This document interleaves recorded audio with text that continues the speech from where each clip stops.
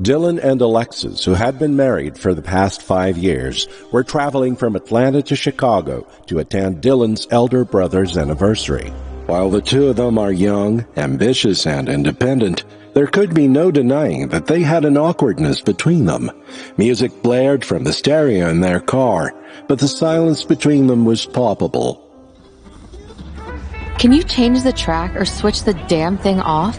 My head is hurting. Of course. You know, it wouldn't hurt you to do it yourself, Your Highness. Is that tone really necessary? Aren't you tired from all the fighting we've had this week? That's why I thought we should take a break with this trip to my brother's anniversary. Listen, we have different definitions of taking a break, okay? I am someone who feels more relaxed at home, not being forced to interact with and be all fake with strangers. So what would you have me tell him, huh? That my wife doesn't want to mingle with others because she'd rather be at home? You could have made up an excuse and opted out. You're quite skilled at making those when it suits you. Okay, give me an example. Please, enlighten me. It seems you've forgotten everything we've fought about. So let me jog your memory. Didn't you repeatedly say that having children at this moment is impractical? And I'm sticking to what I said. I don't think we're ready. Besides, what's so selfish about it? You are not ready. That's the truth of the matter. You're simply unwilling to take up the responsibility. Even if I'm ready to sacrifice and make this happen, you aren't. And that's the main issue here. I'm just thinking of the future. Our future. And it's not selfish to not want kids. Alexis, I never said I didn't want them. Just right now it's not practical. You took what I said and ran with it. When will it become practical for you? Huh? Are you waiting for a sign from the heavens? Well, that's not going to happen. We are going to have to make this decision at some point. And yet you keep running away from it. I'm not running away.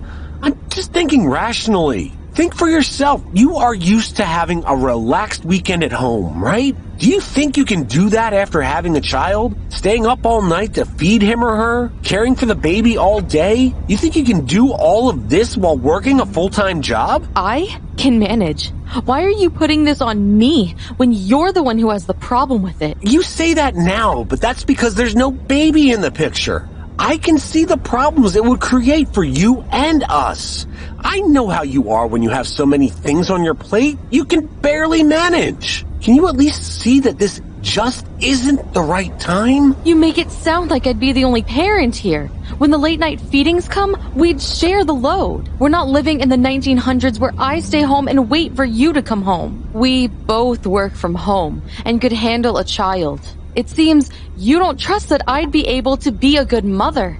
Or maybe you're projecting your incapability of being a good father onto me. Which is it? Okay, that's it. Stop blaming me. I am not underestimating you. I'm just telling you that we have to be realistic. And we tried conceiving, right? But nothing happened. Don't you think that's a sign that it's not yet the right time? We're living life on our terms currently.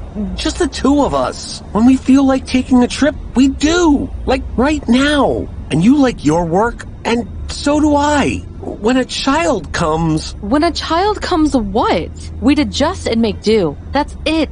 Together. Do we not do that now? Oh, so now we're compromising with each other, huh? I mean, not every one of your characteristics are great, but I make the effort to stay with you, right? Ah, so I'm useless now.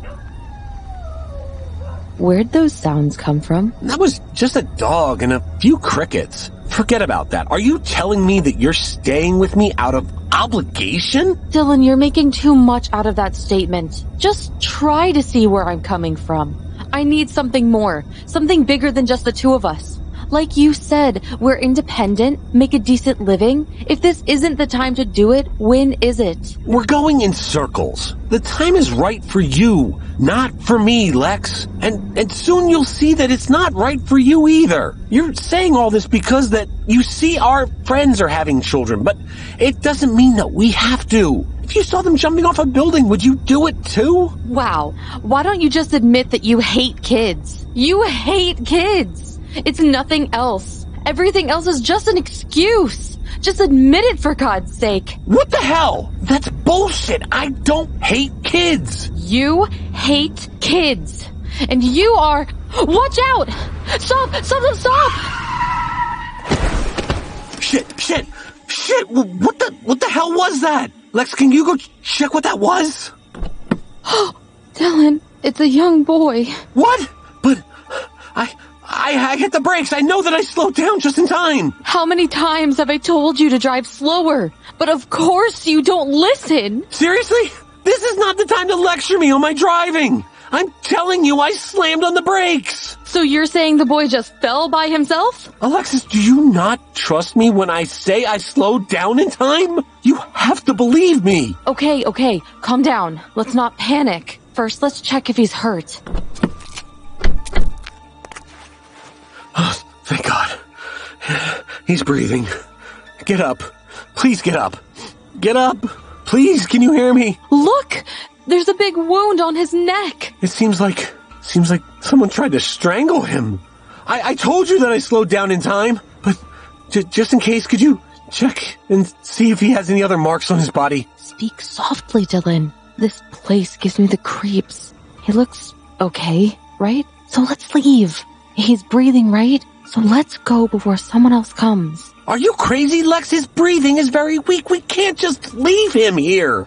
We have to try and save his life. Come on, let's take him to the hospital. Wow, what a miracle. Just a few minutes ago, you weren't interested in taking care of a child. Now, you want to save one. So you want us to leave him here to die?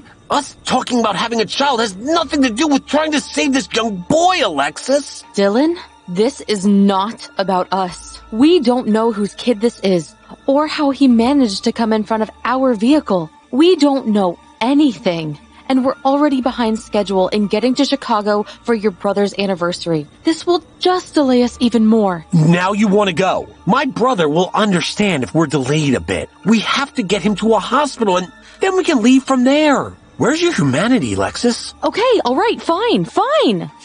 Just put him in the car quickly. Let's not argue anymore.